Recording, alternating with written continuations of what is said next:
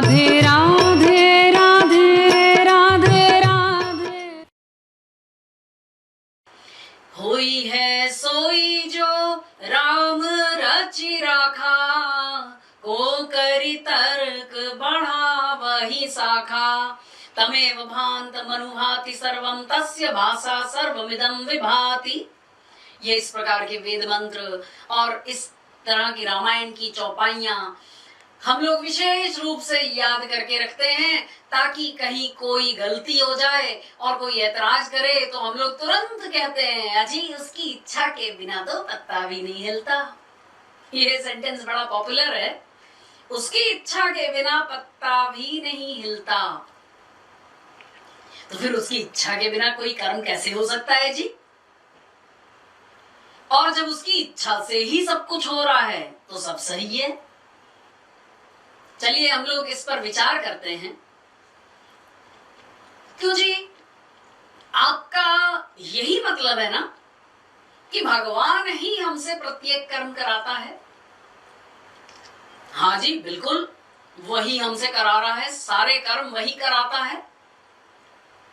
दुर्योधन ने स्वयं कहा था, जानामि धर्मं न च मे प्रवृत्तिर्, जानाम्यधर्मं न च मे निवृत्तिः। केनापि देवेन हृदि स्थितेन यथा नियुक्तोऽस्मि तथा करोमि। अर्थात दुर्योधन कहता है कि मैं ये जानता हूं कि क्या सही है और मैं ये जानता हूं कि क्या गलत है, सब मालूम है मुझको, पर पता नहीं कौन मेरी इस बुद्धि को घुमा देता है। चलिए और आगे चलते हैं। भगवान हमसे प्रत्येक कर्म कराता है, क्या ये सेंटेंस सही है? अगर ये वाक्य सही नहीं होगा तो गलत होगा, और अगर ये वाक्य गलत है तो क्यों, और सही है तो क्यों? इन दोनों पॉइंट्स पर हमें विचार करना है। देखिए,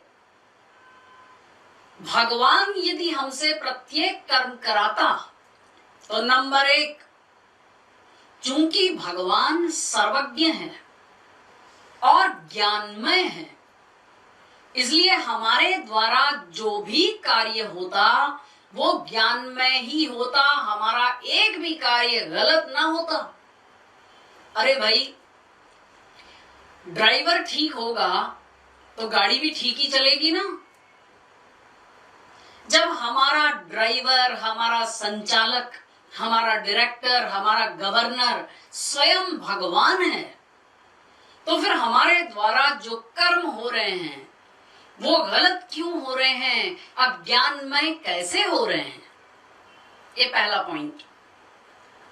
नंबर 2, अगर भगवान हमसे प्रत्येक कर्म कराता तो सबसे एक सा कर्म कराता, या तो सबसे अच्छा कराता या सबसे बुरा कराता।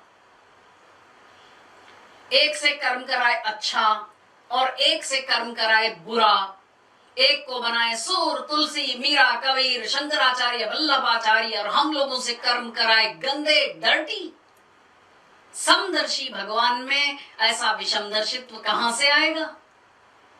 अगर भगवान हमसे प्रत्येक कर्म कराता तो या तो सबको त्रिगुणात्मक बनाता या गुणातीत बनाता, लेकिन ऐसा वैषम्य है कि एक व्यक्ति की चित्त वृत्ति एक सेकंड को भी एक सी नहीं रहती। ये हम आगे बताएंगे। अभी केवल इतना समझिए कि समदर्शी भगवान में ऐसा विषमदर्शित्व कहां से आएगा? नंबर 3, अगर भगवान ही हमसे प्रत्येक कर्म कराता तो उसका फल भी वो स्वयं भोगता, हम क्यों भोगते? खाए रमेश, उल्टी करे दिनेश, ऐसा कैसे होगा? कर्म कराए भगवान और फल भोगे हम, ऐसा तो संसार में भी नहीं होता है जी।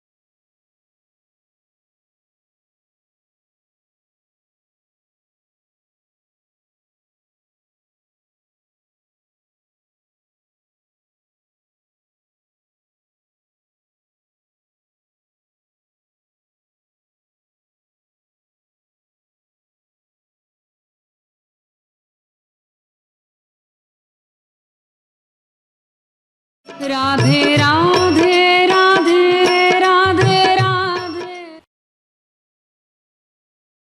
अगर गवर्नमेंट के ऑर्डर से मिलिट्री की फौज दुश्मन पर हमला करती है तो मिलिट्री के ऑफिसर, ब्रिगेडियर, लेफ्टिनेंट, कर्नल को हमारी गवर्नमेंट इनाम देती है, उस पर दफा 302 नहीं लगाती। ठीक इसी प्रकार अगर भगवान हमसे प्रत्येक कर्म करा रहा होता तो या तो उसका फल वो स्वयं भोगता या अपने आप को माफ कर लेता। हम क्यों भोगते? नंबर 4, क्यों जी भगवान ने वेदों में विधि निषेध बताए हैं।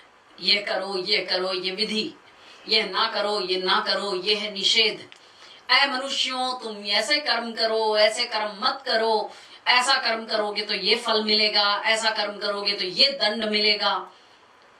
ये सारे विधि निषेध, नियम, कायदे, कानून किसके लिए बनाए गए? अगर भगवान ही सब कुछ कराता तो सीधे सीधे एक सेंटेंस लिख देता, ऐ मनुष्यों, तुम लोगों को कुछ करने की आवश्यकता नहीं है, सब कुछ मैं करा रहा हूं, मैं कराता हूं, मैं कराऊंगा, तुम्हारी छुट्टी, और हम लोगों को छुट्टी मिल गई होती। फिर ये विधि निषेध किसके लिए बनाए गए? क्यों जी भगवान ने स्वर्ग नरक आदि की व्यवस्था की है।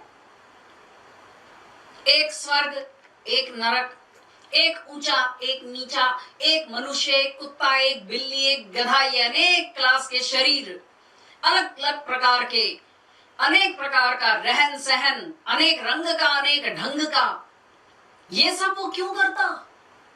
अगर वही कराता तो एक बात बताइए, क्या किसी भी काल में हिंदुओं के यहाँ, मुसलमानों के यहाँ या क्रिश्चियंस के यहाँ, किसी के भी यहाँ ऐसा कोई नियम था जहां अपराधियों को दंड ना दिया जाता हो? जब अपने देश में धर्म का राज्य माना जाता था और धर्म के अनुसार मनु के समय में राज्य चलता था, तब भी अपराधियों को दंड दिया जाता था और भगवान ने भी अपराधियों के दंड की व्यवस्था की है। तो अगर भगवान ही कराता प्रत्येक कर्म तो ये सब क्यों करता? स्वर्ग नरक आदि की व्यवस्था क्यों करता? इसलिए भगवान कुछ नहीं कराता। और ये बात स्वयं भगवान ने कही है गीता में, ना दत्ते कस्यचित् पापम न चैव सुकृतम विभु। अर्थात मैं ना किसी से पाप कराता हूं ना पुण्य कराता हूं, मैं कुछ नहीं कराता, मैं केवल नोट करता हूं, वर्कर नहीं बनता। लीजिए, अब तो प्रमाण भी सामने है। भगवान ने कह दिया कि मैं कुछ नहीं कराता, मैं केवल नोट करता हूं, वर्कर नहीं बनता। तो अब आप लोग ना ये बोलेंगे ना ये सोचेंगे कि भगवान ही हमसे प्रत्येक कर्म करा रहा है। हाँ जी, वो बात तो ठीक है, लेकिन देखिए, अगर भगवान कुछ नहीं कराता तो फिर ये क्यों कहा जाता है कि भगवान ही प्रेरित कर रहा है, उसकी प्रेरणा से ही सब कुछ हो रहा है, वो हमारा प्रेरक है, वही सब कुछ करा रहा है। ये बात क्यों बोली जाती है? ये बात इसलिए बोली जाती है कि ये जो हमारा अंतःकरण है, यानी मन, ये जड़ है। जैसे ये माइक जड़ है, ये कुर्सी जड़ है, ऐसे ही हमारा अंतःकरण भी जड़ है। आप कहेंगे जड़ है? अजी इतने बड़े बड़े कमाल कराता है हमारा अंतःकरण, एक सेकंड में ये मन कहां से कहां चला जाता है, अमेरिका, इंग्लैंड, कनाडा पहुंच जाता है, और आप इसको जड़ बता रही हैं? अरे और तो और, आपका शरीर भी जड़ है। ये तो आत्मा की चेतनता को प्राप्त करके शरीर, इंद्रिय, मन, बुद्धि चेतनवत प्रतीत होते हैं। अगर आत्मा की शक्ति माइनस कर दी जाए तो इस शरीर की परिभाषा क्या बनेगी? जड़, जो कुछ नहीं कर सकता। हम लोग बोला करते हैं ये मिट्टी है, मिट्टी, और ये ऐसी मिट्टी जिसे बाद में कोई देखना भी पसंद नहीं करता। तो हमारा अंतःकरण यानी मन ये जड़ है, इसमें भगवान पावर देता है, शक्ति देता है। बुद्धि को डिसीजन लेने की शक्ति भगवान ने दी, मन को सोचने की, चिंतन मनन करने की शक्ति भगवान प्रदान करते हैं, आंखों को देखने की शक्ति, कानों को सुनने की शक्ति, नासिका को गंध ग्रहण करने की शक्ति, वाणी में वक्तृत्व की शक्ति, यानी प्रत्येक इंद्रिय में तत् कर्म करने की शक्ति प्रदान करता है ये भगवान।